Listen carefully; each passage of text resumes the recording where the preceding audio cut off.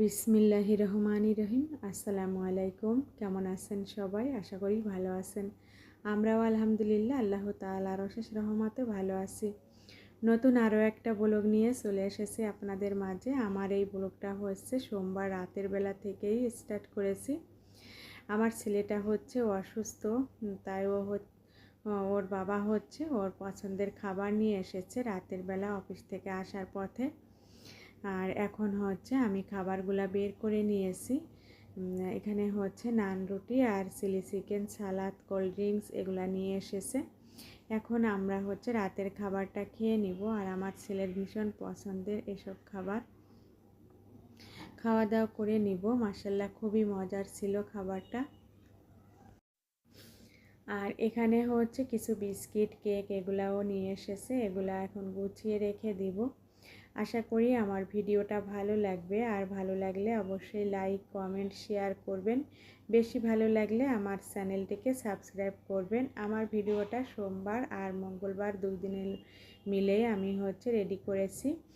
আর এটা ছিল হয়তো মঙ্গলবার সকালের নাস্তা রেডি করে নিচ্ছি। সকালের নাস্তায় হচ্ছে অফ ক্যামেরায় আটা সিদ্ধ করে রুটি বানিয়ে নিয়েছি। এখন রুটিগুলোকে ফ্রাই করে নিতেছি। পাশের চুলায় একটা কড়াই বসিয়ে দিয়েছি। এখন আমি ডিম পোস্ট করে নিব। সকালের নাস্তার জন্য রুটি, পরোটা, ডিম পোস্ট করে নিতেছি। সবগুলা রুটি এখন আমি ফ্রাই করে নিব।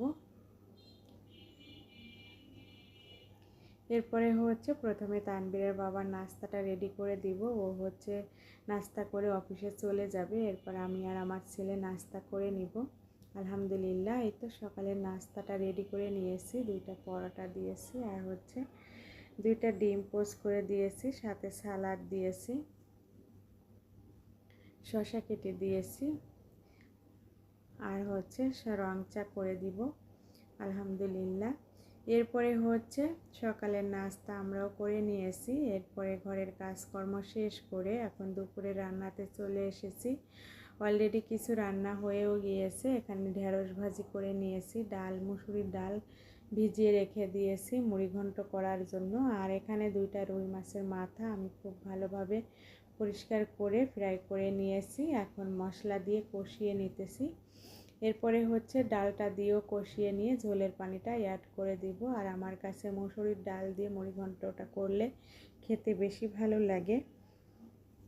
এখন হচ্ছে আমি ডালটাও দিয়ে দিব, দিয়ে দুপুরে রান্নাটা করে নিব। আর এদিক দিয়ে ভাতটাও বসিয়ে দিয়েছিলাম, ভাতটাও হয়ে গিয়েছে।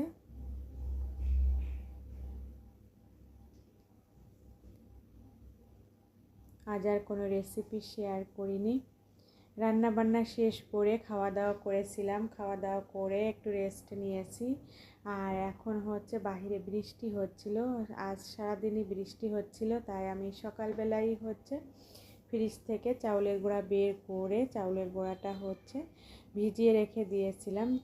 বেটার তৈরি করে রেখে দিয়েছিলাম পিঠা তৈরি করার জন্য। আর এখন আছরের নামাজ পড়ে আমি হচ্ছে পিঠাগুলা তৈরি করতে চলে এসেছি। মাশাআল্লাহ খুবই সুন্দরভাবে পোয়া পিঠাগুলা, তেলের পিঠাগুলা খুবই সুন্দরভাবে ফুলতেছিল। আর এভাবে করে পিঠাগুলা আমি এখন বানিয়ে নিতেছি। পিঠা যদি সুন্দর হয় তাহলে বানাতেও ভালো লাগে। বেটারটা খুবই সুন্দরভাবে আমি হচ্ছে রেডি করেছিলাম। আর অনেকক্ষণ আগেই রেডি করে রেখে দিয়েছিলাম, এজন্য পিঠাগুলা খুবই সুন্দর হচ্ছিল। আর পিঠা যদি সুন্দর হয় তাহলে কিন্তু ফ্রাই করতেও ভালো লাগে। দেওয়ার সঙ্গে সঙ্গেই পিঠাগুলা খুব ভালোভাবে ফুলে উঠতেছিল। খুবই সুন্দর হচ্ছিল পিঠাগুলা। আর বৃষ্টির দিনে এরকম পিঠা খেতে কিন্তু ভালো লাগে। একটা একটা করে এভাবে করে সবগুলা পিঠাই আমি বানিয়ে নিতেছি। আর এই পিঠাটা আমার ছেলে তানবীরও অনেক লাইক করে। সবগুলা পিঠাই আমার তৈরি করা হয়ে গিয়েছে। আর এটা ছিল শেষ পিঠা। মাশাআল্লাহ শেষ পিঠাটাও খুব সুন্দর হয়েছে। তুলে নিলাম এখন।